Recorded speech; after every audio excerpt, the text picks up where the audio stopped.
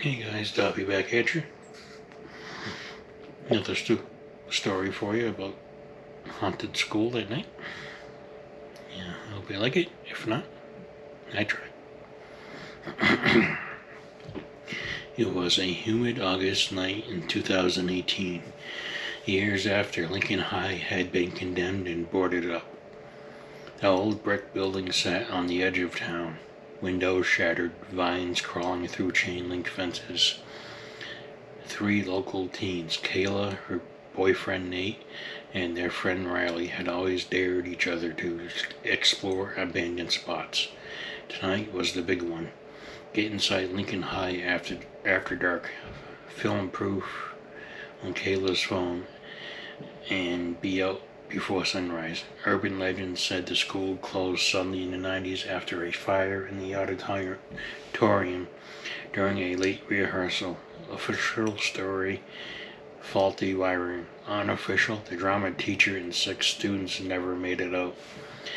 The names were still etched faintly in the auditorium stage floor under layers of ash and dust. They pried a loose plywood sheet off the basement window around 1 a.m., dropped inside with flashlights and nervous laughs.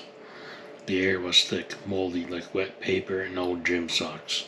Hallways stretched endlessly, lockers dented and hanging open. Papers long rotted to confetti on the floor. They headed straight for the auditorium. The double doors were ajar, creaking on rusty hinges as Nate pushed them. Inside, the tiered seats were mostly intact, covered in a gray film. The stage curtains hung in tatters. Kayla swept her light across the floor. There were 6 faint names scratched into the wood, barely legible. They say if you read them out loud, Riley started, but trailed off. Nate, trying to play tough, read them anyway, one by one. As he finished the last name, the temperature plunged. Their breath fogged instantly. Flashlights flickered, then steadied on dim yellow. That's when the giggling started.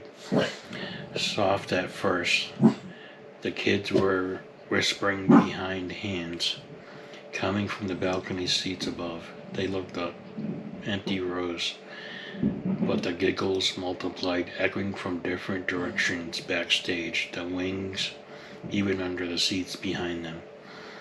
Kayla whispered, "We should go." But when they turned, the auditorium doors had swung shut, no lock visible, but they wouldn't budge. Footsteps echoed overhead, small, quick, like sneakers on wood. Then down the side stairs, then behind the curtain, always just out of sight. Riley bolted for the side exit door. It opened easily, too easily. They spilled into the hallway, running toward the basement window they'd come through, but the layout felt wrong. Hallways turned where they shouldn't. Doors that had been open were closed. Closed ones stood wide.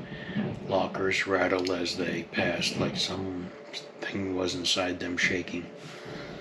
They rounded the corner and froze. In the moonlight spilling through a broken window stood a row of figures, 6 of them, backlit, wearing what looked like old costumes, a pioneer dress, a football jersey, a prom gown, faces hidden in shadow.